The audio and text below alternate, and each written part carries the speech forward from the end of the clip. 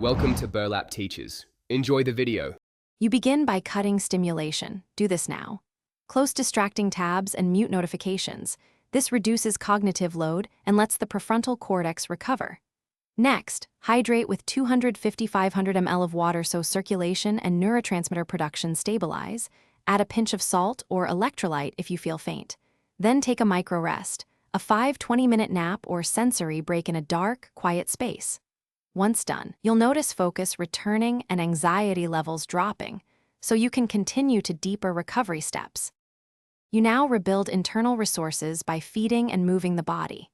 Eat a balanced mini-meal, 20-30 grams protein with 15-25 grams of complex carbs to steady glucose and support neurotransmitter synthesis. Avoid sugary snacks that crash you later.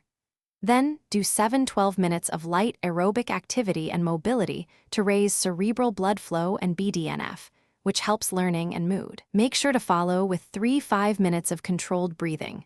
Try 4-6-8 or box breathing to downregulate cortisol and sharpen attention for the next. You finish by locking in recovery and preventing relapse.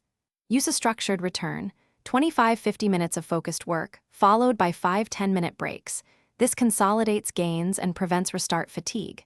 Make sleep hygiene non-negotiable.